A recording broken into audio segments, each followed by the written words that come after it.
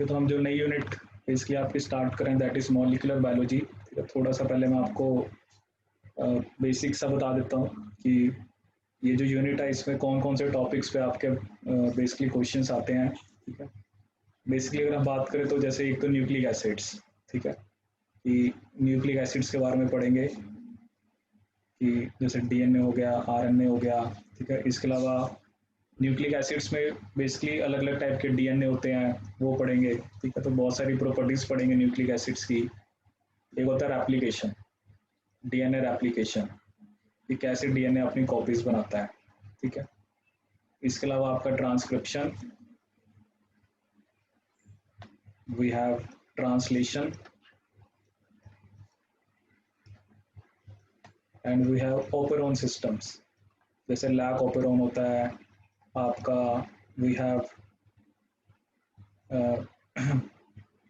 जैसे आपका lack operon होता है, ट्रिप्टोफैन ऑपरॉन होता है, ये सब टाइप के ऑपरॉन्स भी हम इसमें पढ़ेंगे। ठीक है, तो ये तो चलो हमने ब्रॉडली क्लासीफाई करा है कि इन टॉपिक्स के ऊपर क्वेश्चन आते हैं। तो एक एक टॉपिक जब हम पढ़ेंगे तो आपको आइडिया होता जाएगा किस किस टाइप के क्वेश्चन जो है वो एग्जाम में पूछे जाते हैं। ठीक है, वेरी इंपॉर्टेंट यूनिट, चाहे वो आपका कोई भी एग्जाम है, कोई भी एग्जाम आप देते हो तो उसमें इन टॉपिक्स पे क्वेश्चन आते ही आते हैं, क्योंकि what is happening basically at the level of molecular level पे हमारे सेल्स के अंदर क्या हो रहा है, कैसे, क्योंकि सबसे पहले आपको डीएनए पता होना चाहिए, फिर उसकी रेप्लिकेशन कैसे होती है, डीएनए से आरएनए बनने को हम ट्रांसक्रिप्शन बोलते हैं, फिर आरएनए से प्रोटीन बनने को हम ट्रांसलेशन बोलते हैं। ऑपरॉन के अंदर बेसिकली हम जो रेगुलेशन पढ़ते हैं that is regulation of gene expression, क्योंकि हमारे अंदर ऐसा नहीं होता कि सारी जीन्स जो होती हैं वो एट ए टाइम एक्सप्रेस कर रही होती हैं। तो कुछ जीन्स हर टाइम एक्सप्रेस करती हैं, कुछ जीन्स ऐसी होती हैं जिनकी जब रिक्वायरमेंट होती है तभी वो एक्सप्रेस करती हैं। ठीक है, सो सबसे पहले जो हम पढ़ेंगे about nucleic acids and basically और जो आपके न्यूक्लियोटाइड्स होते हैं। ठीक है, तो उसके बारे में सबसे पहले हम देखते हैं कि न्यूक्लिक एसिड्स आपके क्या होते हैं। ठीक है, so if you talk about nucleic acids,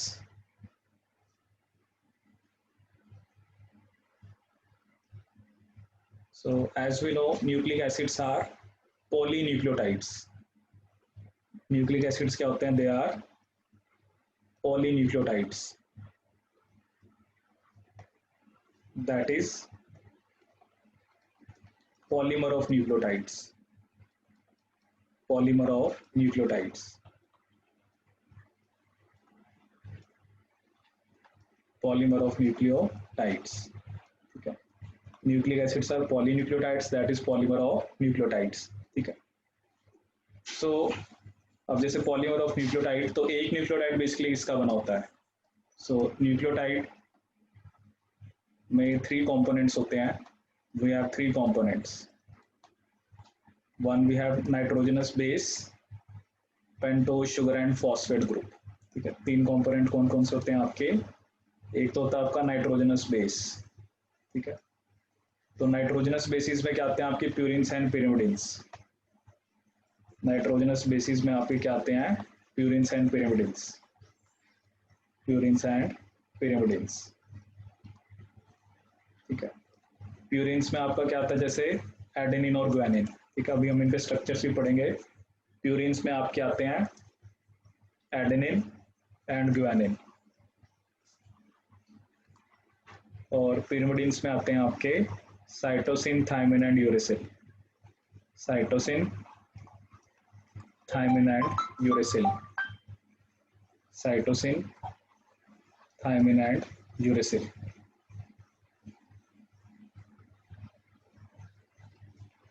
and uracil.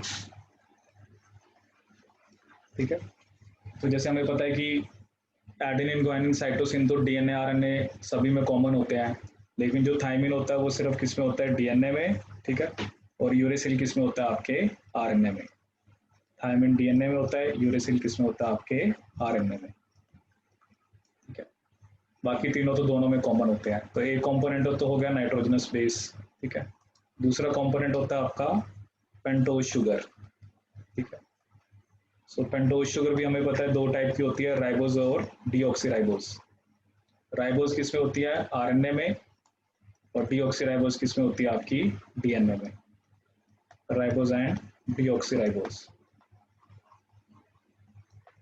Ribose किसमें होती है आपकी आरएनए में, डीऑक्सीराइबोज किसमें होती है आपकी डीएनए में। तो अभी हम पढ़ेंगे भी सही कि जो राइबोज होती है उसके कारण बेसिकली जो आरएनए होता है वो ज़्यादा रिएक्टिव होता है, ठीक है। जैसे अगर हम यहाँ पे स्ट्रक्चर बनाए तो राइबोज में 2 प्राइम और 3 प्राइम दोनों पे OH ग्रुप होता है। जैसे यहाँ पे भी OH ग्रुप है, यहाँ पे भी OH ग्रुप है। So this is 1 prime 2 prime 3 prime, ठीक है। तो लेकिन जो डीऑक्सीराइबोज होता है उसमें सिर्फ 3 प्राइम पर होता है। तो ये जो एक एक्स्ट्रा OH ग्रुप होता है इसके अंदर राइबोज में, इसके कारण भी आरएनए ज़्यादा रिएक्टिव होता है, ठीक है।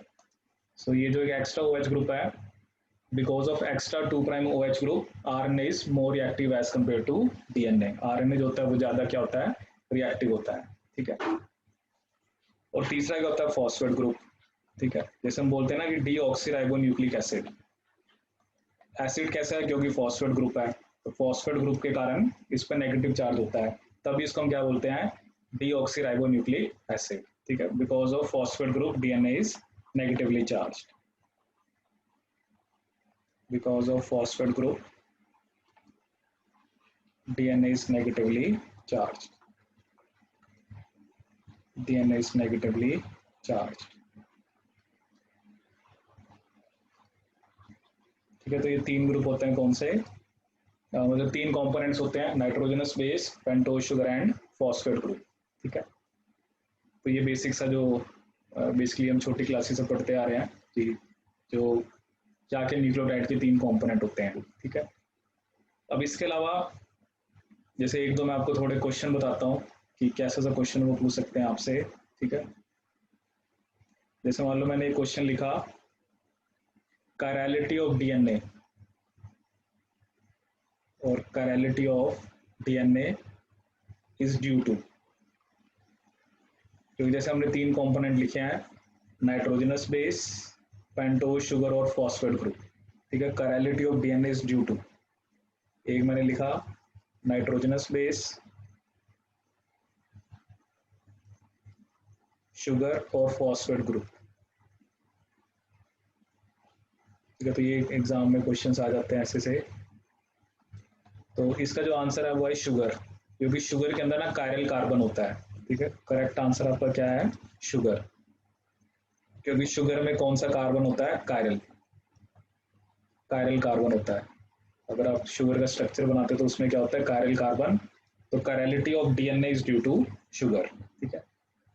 एक आप एज ए नोट लिख सकते हो कि ग्वानिन, जो guanine out of all the nitrogenous bases, guanine shows highest hydrogen bonding, guanine shows highest hydrogen bonding. सबसे ज्यादा हाइड्रोजन बॉन्डिंग कौन दिखाता है आपका, guanine, guanine shows highest hydrogen bonding, ठीक है। सो ये एक दो मैंने आपको चीजें बताई कि chirality of DNA is due to sugar, और ग्वानिन सबसे ज्यादा क्या दिखाता है, हाइड्रोजन बॉन्डिंग, ठीक है। इसके अलावा जैसे न्यूक्लियोटाइड और एक न्यूक्लियोसाइड टर्म होती है, ठीक है। तो जैसे हमें पता है कि न्यूक्लियोटाइड इज बेसिकली, न्यूक्लियोटाइड में तो तीनों कंपोनेंट होते हैं, nitrogenous base plus pentose sugar plus phosphate group, और न्यूक्लियोसाइड में आपका फॉस्फेट ग्रुप नहीं होता, sugar plus phosphate group, phosphate group, ठीक है। तो नाइट्रोजनस बेस प्लस जो पेंटोज शुगर होता है उसको मिलकर हम क्या कहते हैं, आपका nucleoside, we call it nucleoside, इसको हम क्या बोलते हैं, आपका न्यूक्लियोसाइड, ठीक है।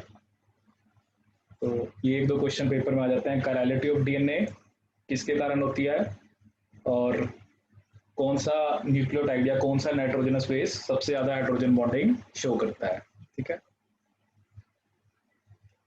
इसके अलावा अगर जैसे हम इसको एज ए स्ट्रक्चर भी ड्रॉ करें, जैसे मान लो ये आपके पास this is a pentose sugar, अगर हम जैसे डीऑक्सीराइबोज बना रहे हैं तो I will show OH group at your 3 prime position, CH2O P double bond O negative O negative. Sorry ये यहाँ पे सॉरी आपका बेस होगा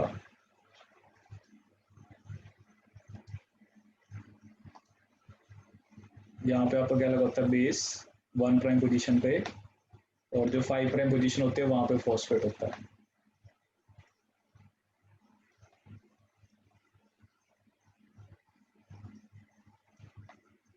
ठीक है, तो ये जो बेस और बेसिकली आपका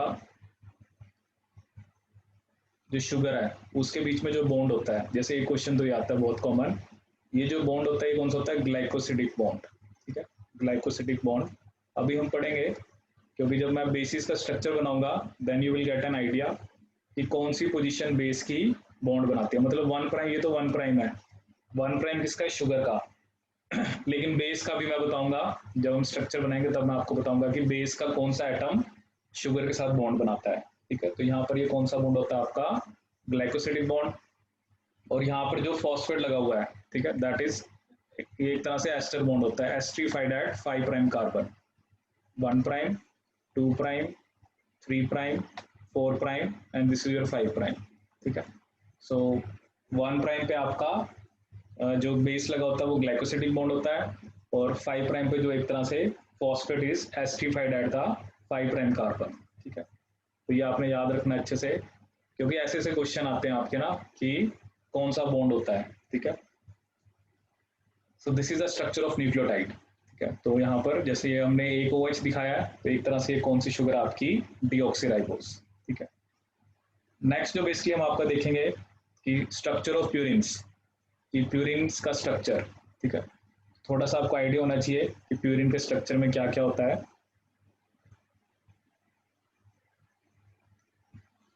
देन वी हैव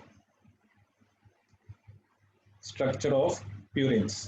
ठीक है, प्यूरिन जो होते हैं उसमें डबल रिंग होती है। स्ट्रक्चर ऑफ प्यूरिन्स,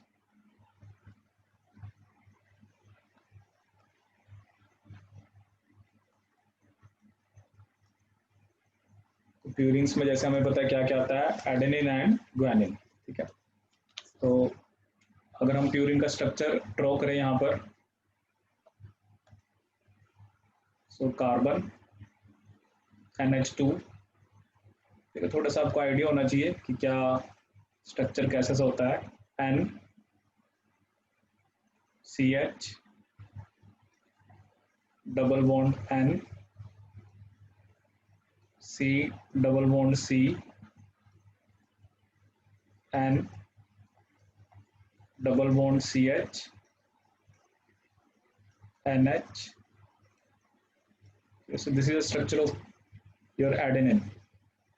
तो जैसे इस पर हम नंबरिंग करें, ठीक है, अब इसमें होता है कि नंबरिंग कहाँ से स्टार्ट करना है। यहाँ से हम नंबरिंग स्टार्ट करते हैं, 1 2 3 4 5 6 7 8 एंड 9। तो ये किसका स्ट्रक्चर? आपका एडेनिन। This is adenine. ठीक है, ऐसे अगर हम ग्वानिन का ड्रॉ करें, carbon double bond oxygen NH, C NH2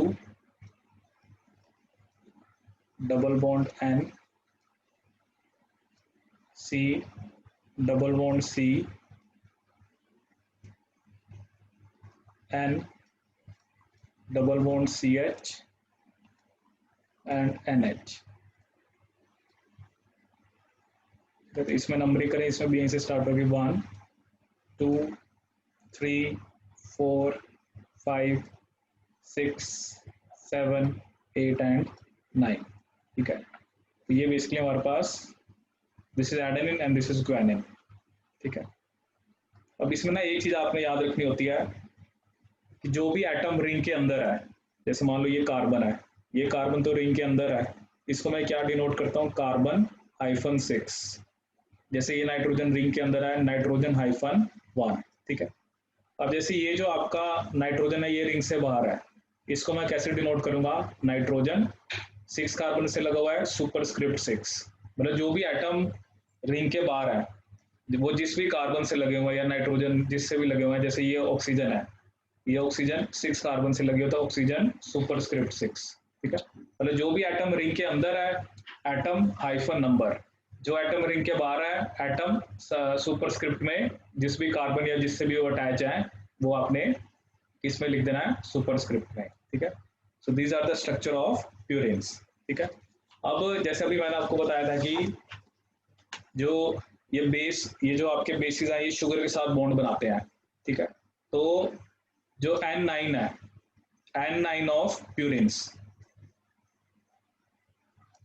N9 of purines क्या बनाता है, glycosidic bond with 1 prime of sugar, ठीक है। तो N9 ऑफ नाइट्रोजनस बेस,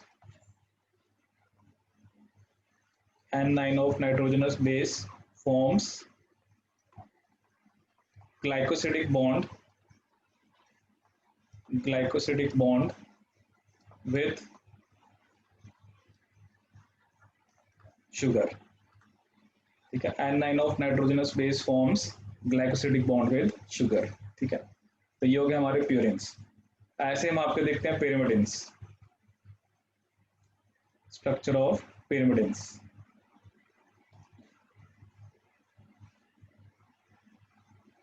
तो pyrimidines में जैसे 3 है, cytosine, thymine and uracil, structure of pyrimidines।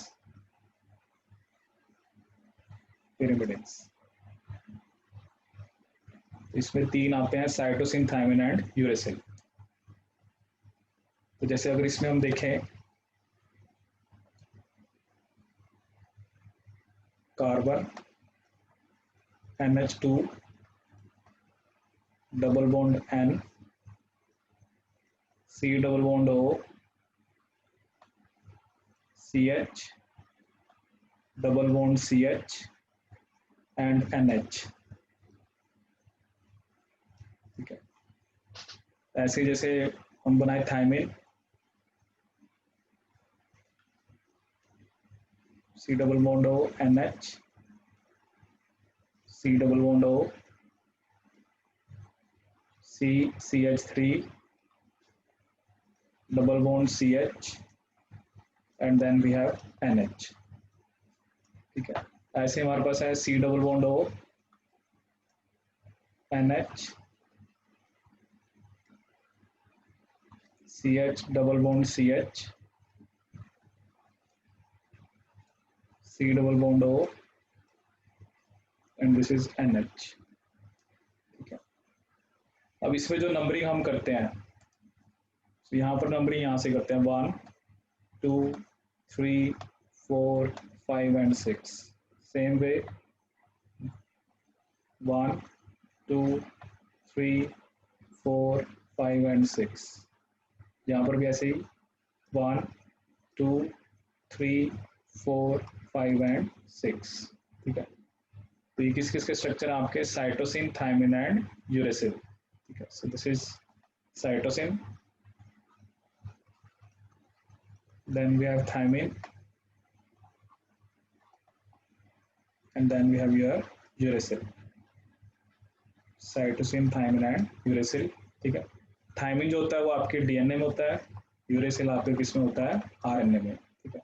मतलब थायमिन और यूरेसिल में सिर्फ क्या फर्क होता है, इसमें एक 5 प्राइम पे मिथाइल ग्रुप होता है, या 5th कार्बन पे, 5th कार्बन पे क्या होता है, मिथाइल ग्रुप। तो इसको हम और क्या लिख सकते हैं, 5 मिथाइल यूरेसिल, 5 मिथाइल यूरेसिल, ठीक है। तो स्ट्रक्चर्स बेसिकली थोड़ा सा आपको आइडिया होना चाहिए कि कैसे वो दिखते हैं, अदरवाइज ऐसा कुछ नहीं है कि एकदम आपको स्ट्रक्चर बनाने हैं कहीं पर, क्योंकि जब भी आप ऑब्जेक्टिव एग्जाम की तैयारी कर रहे हो तो you should have an idea कि कैसे प्यूरिन्स में जैसे 2 रिंग होती हैं, pyrimidine में आपकी 1 रिंग होती है, और नंबरिंग हम कैसे करते हैं। जैसे उसमें मैंने बताया N9 क्या बनाता है आपका, ग्लाइकोसिडिक बॉन्ड, और pyrimidine के केस में N1, ये N है N1, तो N1 of pyrimidines form glycosidic bond, N1 of pyrimidines forms glycosidic bond glycosidic bond with sugar, तो N1 ऑफ पेरिमिडिन क्या बनाता है आपका ग्लाइकोसिडिक बॉन्ड। ठीक है, तो ये हमने क्या पढ़ लिया आपके स्ट्रक्चर ऑफ पेरिमिडिन्स। ठीक है, प्यूरिन एंड पेरिमिडिन्स के हमने यहाँ पर स्ट्रक्चर पढ़े। अब नेक्स्ट होता है कि दो न्यूक्लियोटाइड्स कैसे लिंक होते हैं। ठीक है, how two nucleotides are linked, how two nucleotides are linked.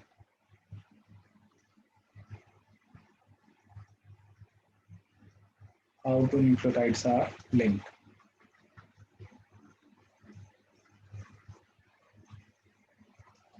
Okay. So two nucleotides are linked together by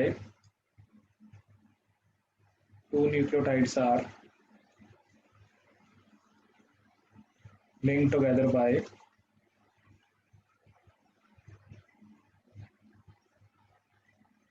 together by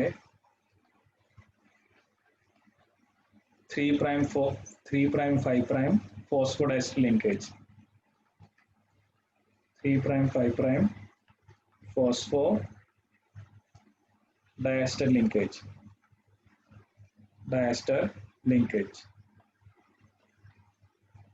3' 5' phosphodiester linkage। ठीक है, जैसे मान लो ये आपके पास एक न्यूक्लियोटाइड था,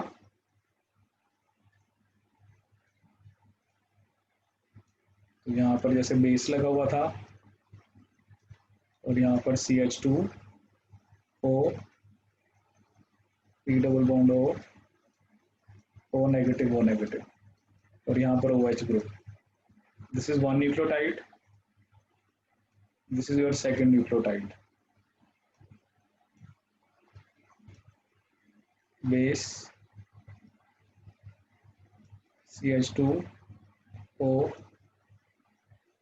P double bond O negative.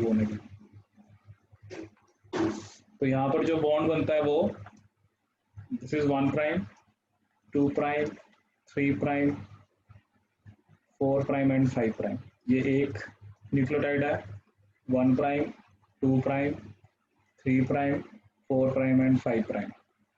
तो इन दोनों के बीच में बॉन्ड बनता है, जिसे हम क्या बोलते हैं आपका 3', 5' phosphodiester linkage।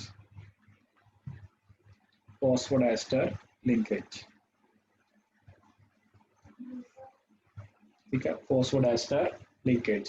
तो दो न्यूक्लियोटाइड के बीच में क्या बॉन्ड होता है आपका 3', 5' phosphodiester linkage।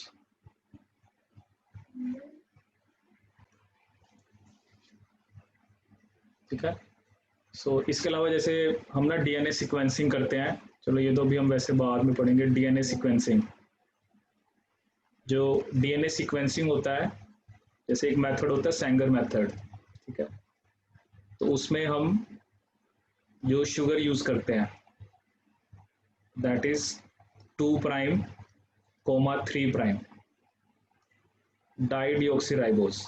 ठीक है, ये अभी हम बाद में पढ़ेंगे इसका क्या प्रिंसिपल होता है।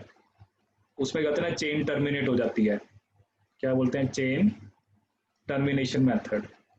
ठीक है, क्योंकि अगर 3' पे OH ग्रुप नहीं है, क्योंकि 3' ने ही बॉन्ड बनाना है, जैसे 3' है, अब इसके 3' ने अगले वाले के 5' के साथ बनाना है एंड सो ऑन। अगर 3' पे OH ग्रुप नहीं है तो चेन टर्मिनेट हो जाएगी। ठीक है ना, मतलब further nucleotides will not be added to the growing chain. ठीक है, ये एक मेथड होता है। सो ये DNA सीक्वेंसिंग मेथड होता है कि DNA जब हम सीक्वेंस करते हैं तो उसके क्या क्या मेथड्स होते हैं, तो ये हम पढ़ेंगे बाद में। एक जैसे ये सेंगर मेथड होता है, ऐसे ही बेसिकली एक मैक्सम गिलबर्ट मेथड होता है। ठीक है, तो पायरो सीक्वेंसिंग होता है, बड़े सारे ऐसे मेथड्स होते हैं जिससे हम DNA को सीक्वेंस कर सकते हैं कि क्या सीक्वेंस है कि ATGC, क्योंकि बना तो 4 का ही हुआ है ATGC का, सो वी कैन सीक्वेंस कि क्या सीक्वेंस है न्यूक्लियोटाइड्स का। ठीक है, इसके अलावा एक क्वेश्चन जो बड़ा कॉमन एग्जाम्स में आता है, ठीक है, कि वो क्या क्वेश्चन आता है कि जो RNA होता है, जैसे ये क्वेश्चन है आपका RNA is hydrolysed hydrolyzed rapidly under alkaline conditions. Under alkaline conditions, RNA is hydrolyzed rapidly under alkaline conditions. ठीक है, why? कि RNA जो होता है वो तो हाइड्रोलाइज हो जाता है एल्कलाइन कंडीशंस में, लेकिन DNA नहीं होता है. ठीक है, तो रीजन क्या होता है कि जो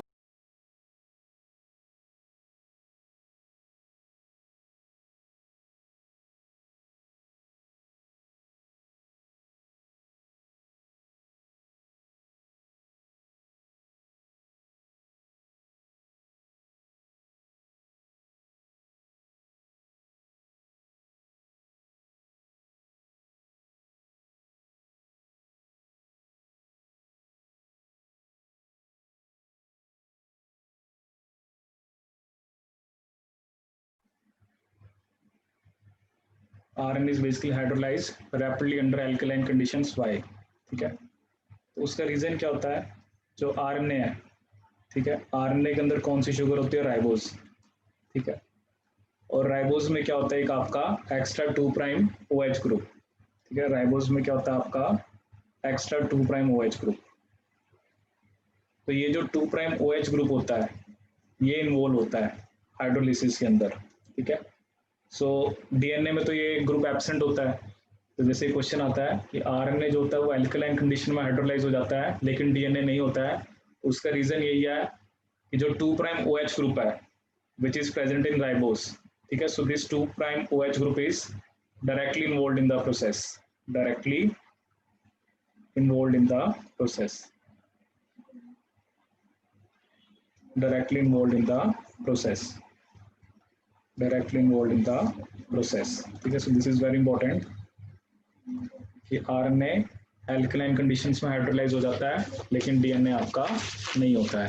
ठीक है, so ये 2-3 टाइप के जैसे मैंने आपको क्वेश्चन बताया जो एग्जाम में आते हैं कि DNA कायरल किस कारण है, कौन सा न्यूक्लियोटाइड सबसे ज्यादा हाइड्रोजन बॉन्डिंग दिखाता है, या out of RNA and DNA, how come RNA is hydrolyzed under alkaline conditions but DNA is not.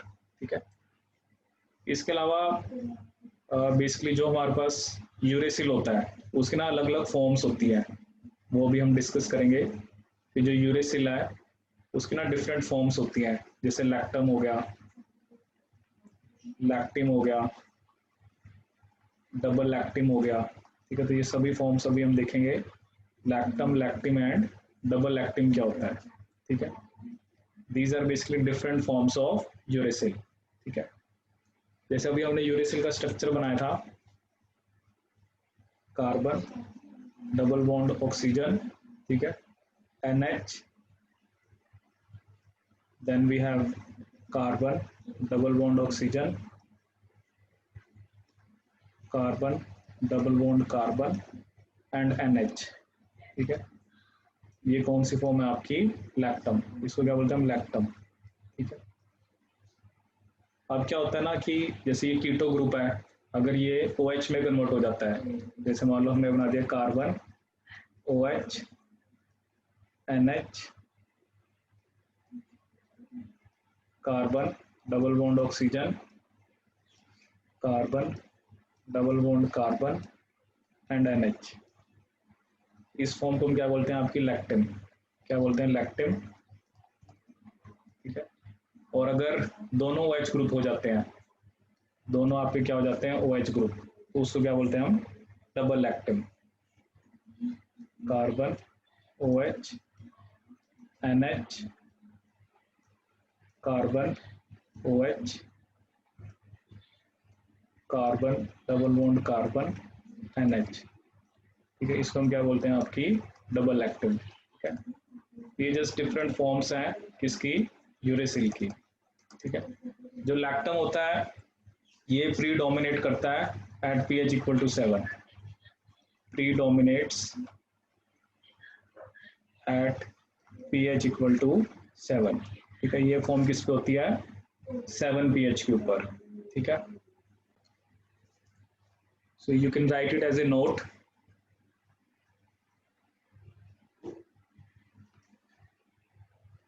the purines and or the basically the purine and pyrimidine bases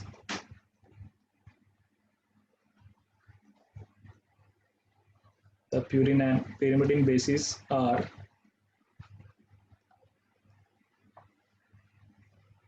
hydrophobic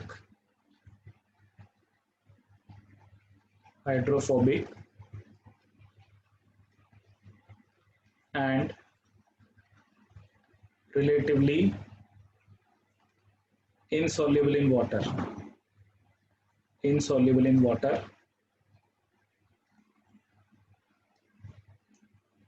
at the near neutral pH of the cell. At the near neutral pH of the cell.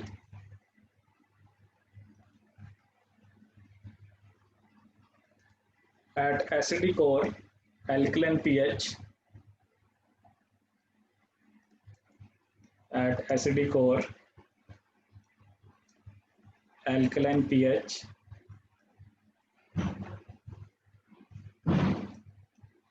the bases become charged.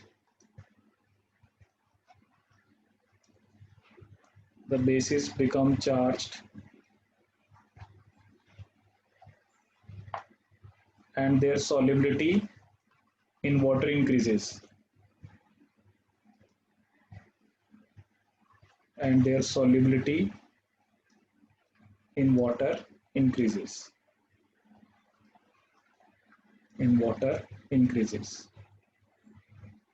ठीक है, जो purines और pyrimidine होते हैं वैसे ही क्या होते हैं, हाइड्रोफोबिक का क्या मतलब है, इनके ऊपर चार्ज नहीं होता। ऑब्वियसली जिस चीज के ऊपर चार्ज नहीं है वो इनसोल्यूबल होंगे वाटर में, क्योंकि वाटर हमारा पोलर होता है। वाटर क्या होता है, पोलर, जैसे बोलते हैं ना like dissolves like. If something which is polar so you can dissolve it in A polar solvent. If something which is non polar, उसको डिसॉल्व करने के लिए आपको नॉन पोलर सॉल्वेंट चाहिए होता है। ठीक है, तो प्यूरिन और pyrimidine जो होते हैं वो हाइड्रोफोबिक होते हैं and relatively insoluble in water at the near neutral pH of the cell।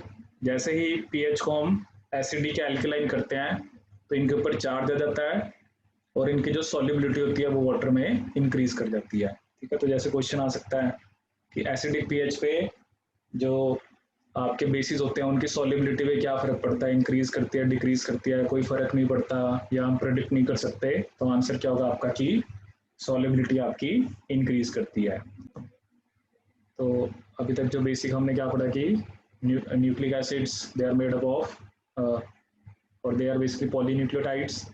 Polynucleotide का मतलब है it is a polymer of nucleotides. Nucleotides के तीन कंपोनेंट होते हैं, nitrogenous base, pentose sugar, phosphate group. Base में हमने बात करी कि प्यूरिन्स और pyrimidines होते हैं। प्यूरिन्स में एडेनिन ग्वानिन होता है, pyrimidine में साइटोसिन, थायमिन, यूरेसिल होता है। थायमिन सिर्फ डीएनए में होता है, यूरेसिल सिर्फ आरएनए में होता है।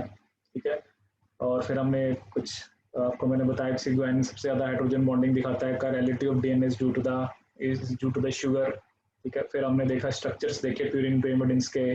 N9 ऑफ प्यूरिन जो होता है वो ग्लाइकोसिडिक बॉन्ड बनाता है, N9 ऑफ pyrimidine आपका glycosidic N9 of purine glycosidic bond बनाता है और N1 of pyrimidine glycosidic bond बनाता है। दो न्यूक्लियोटाइड्स के बीच में 3' 5' फॉस्फोडाइस्टर लिंकेज होती है। RNA is hydrolyzed rapidly under alkaline conditions but DNA is not because RNA के अंदर एक एक्स्ट्रा 2' OH ग्रुप होता है।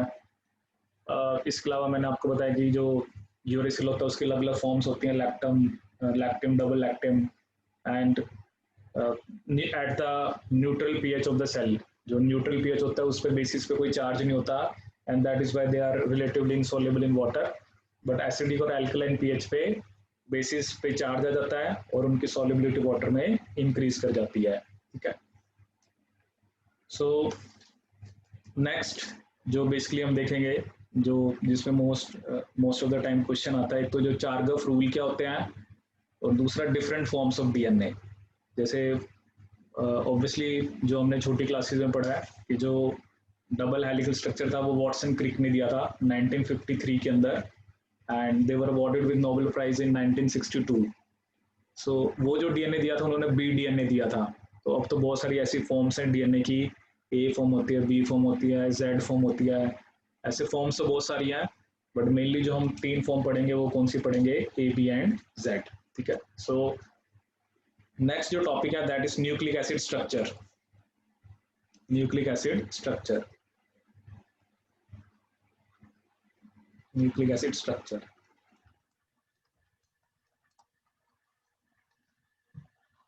ठीक है, नेक्स्ट टॉपिक हमने क्या पढ़ना है आपका, न्यूक्लिक एसिड स्ट्रक्चर, ठीक है। इसके अंदर बेसिकली जो हम पढ़ेंगे दैट इज जो चार्गफ रूल्स हैं या चार्गफ conclusions,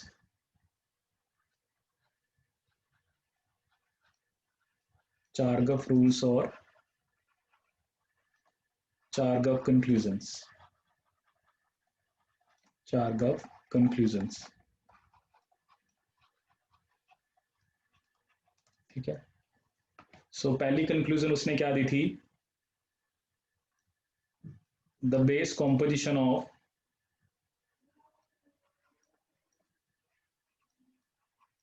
the base composition of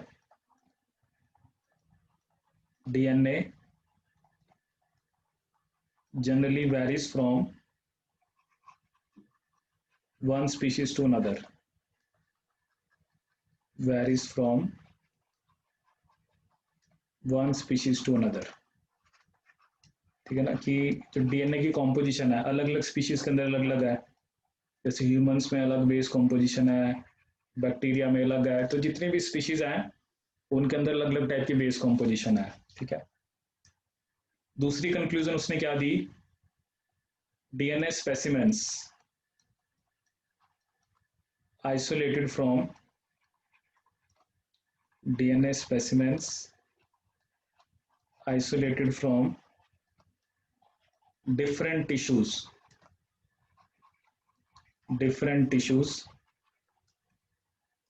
of the same species, different tissues of the same species have the same base composition, have the same base composition, same base composition। कि जो DNA specimens को हमने isolate करा, जैसे obviously अगर हमारे अंदर अलग अलग टिश्यू है, हमारे अंदर हार्ट है, किडनी है, ब्रेन है, लीवर है, हमारे हर एक सेल में सेम डीएनए है, ठीक है। हाँ, ये बात अलग होती है कि लीवर के अंदर जो जीन्स एक्सप्रेस कर रही है वो डिफरेंट है, किडनी में अलग जीन्स एक्सप्रेस कर रही हैं, आपके हार्ट में अलग जीन्स एक्सप्रेस कर रही हैं, बट डीएनए क्योंकि एक ही जाइगोट से पूरा ऑर्गेनिज्म बना है, हमारे बॉडी के हर सेल के अंदर एग्जैक्टली सेम डीएनए है, ठीक है। हाँ, अगर म्यूटेशंस हो जाए वो एक अलग बात है, but if we isolate DNA specimen from the different tissues of the same species, उनमें सेम क्या होगी, बेस कॉम्पोजिशन, ठीक है। इसके अलावा तीसरा पॉइंट उसने क्या बताया कि जो बेस कॉम्पोजिशन है, the base composition of DNA, the base composition of DNA in a given species, in a given species does not change with organism age, does not change with organism age, comma nutritional state or changing environment, nutritional state or changing environment, ठीक है ना। ये नहीं कि हमारी as अभी कम है, बढ़ेगी तो हमारा डीएनए चेंज हो जाएगा, ठीक है। ऐसा भी नहीं है कि न्यूट्रिशनल स्टेट डजेंट मैटर, कोई वेज है नॉन वेज है उसका कोई डीएनए पे फर्क नहीं है। और चेंजिंग एनवायरनमेंट, ये नहीं है कि अभी हम चंडीगढ़ में रह रहे हैं तो हमारा डीएनए लगा है, हम शिमला चले गए या किसी अब्रोड चले गए तो हमारा डीएनए बदल जाएगा, ऐसा कुछ नहीं है। तो हाँ, म्यूटेशंस होना एक अलग बात है, mutations that may be due to some chemical और due to some physical agents या वायरस, वो एक अलग चीज है, बट जो बेस कॉम्पोजिशन है वो ऑर्गेनिज्म एज, न्यूट्रिशनल स्टेट और एनवायरनमेंट के साथ चेंज नहीं करती है। और चौथा हमारे पास क्या है कि number of purines is equal to number of pyrimidines, number of purines is equal to number of pyrimidines, that is adenine plus guanine is equal to cytosine plus thymine, cytosine plus thymine, ठीक है। तो ये भी लिख सकते हैं कि a plus g by c plus t is equal to 1, c plus t is equal to 1, ठीक है। और बाकी जैसे हमें पता ही है कि जो डबल स्टैंडर्ड डीएनए होता है उसमें ए और टी में कौन सा बॉन्ड होता है, डबल हाइड्रोजन बॉन्ड, और जी और सी में क्या होता है आपका ट्रिपल हाइड्रोजन बॉन्ड, ठीक है। ए और टी में डबल हाइड्रोजन बॉन्ड, जी और सी में ट्रिपल हाइड्रोजन बॉन्ड।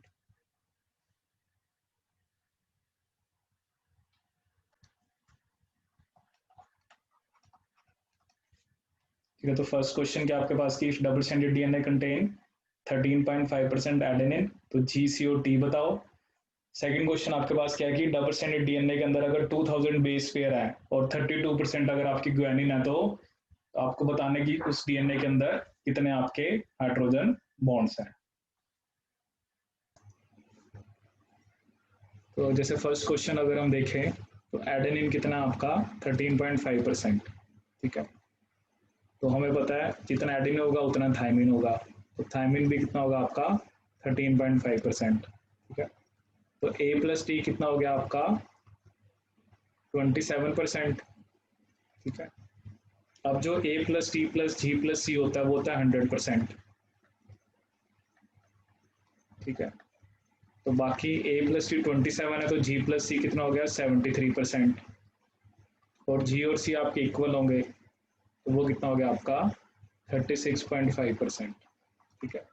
तो ये हो गया फर्स्ट आंसर, ठीक है। सेकंड का अगर हम देखें यहाँ पे, अगर हम सेकंड क्वेश्चन को देखें तो सेकंड में क्या है आपके पास एक डबल स्टैंडर्ड डीएनए है जिसमें 2000 बेस पेयर है और 32% ग्वानिन है, ठीक है। अब सबसे पहले तो 2000 बेस पेयर है, ठीक है ना, these are not nucleotides. 2000 base pair का मतलब 4000 क्या है न्यूक्लियोटाइड्स, ठीक है ना। 2000 बेस पेयर का क्या मतलब है, वी हैव 4000 न्यूक्लियोटाइड्स। अब अगर मैं कहूँ कि 32% of 4000, 32% of 4000, so that will be 32 by 100 into 4000, ये तो कैंसिल हो गया, 40 into 32, तो ये कितना आ जाए आपके पास 1280 जी है। तो अगर 1280 जी है उतने ही आपके क्या होंगे सी, तो 1280 क्या होंगे सी, ठीक है। तो 1280 प्लस 1280 ये कितने हो गए आपके 2560, ठीक है। टोटल 4000 है तो 4000 माइनस 2560 ये कितना रह गया आपके पास 1440, 1440 का हाफ दैट इज 720 क्या हो गया आपके पास 720 आपके पास मतलब ए होगा, तो 720 ए होंगे उतने टी होंगे, तो 720 A double hydrogen bond with T वो भी 720।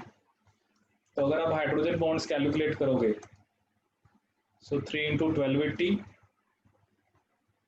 एंड 2 इंटू 720, ठीक है। सो 3 इंटू 1280 कितना आएगा आपके पास, it comes out to be 3600 plus 240 3840, और ये कितना आ गया 1440, तो ये कितना आ जाएगा आपके पास 5280, कितने हाइड्रोजन बॉन्ड्स होंगे, ठीक है। 3 into 1280 comes out to be 3840 and 1440 which comes out to be 5280।